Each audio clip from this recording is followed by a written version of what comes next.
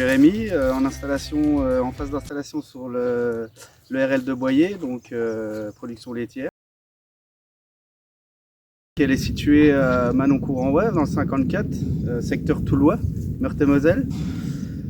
Donc la SAU, elle est composée de 145 hectares qui se décompose avec 75 hectares de prairies permanentes et 70 hectares de scope, enfin prairies temporaires et céréales. Toute l'alimentation est produite sur l'élevage et toute la céréale et toute l'herbe est destinée à l'alimentation du troupeau.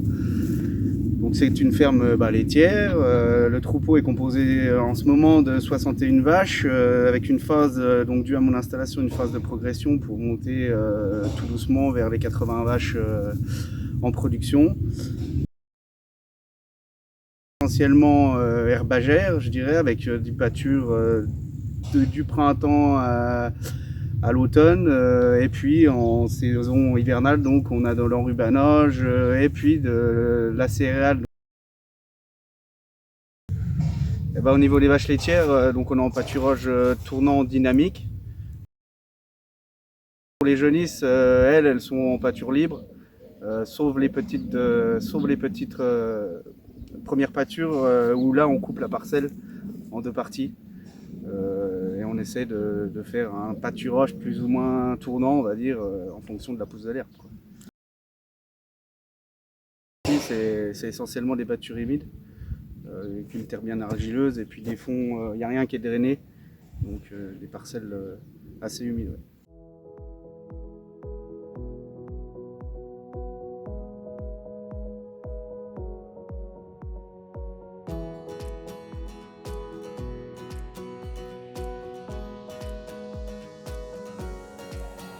En normal, on le faisait pas. Après, sous conseil de mon conseiller et de mon agent de prélèvement, oui, on l'a fait. On l'a fait.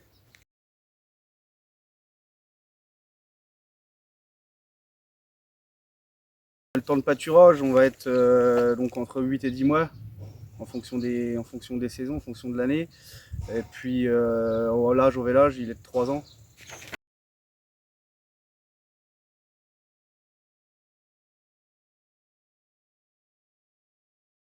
On a fait des analyses par l'eau avec le contrôle laitier.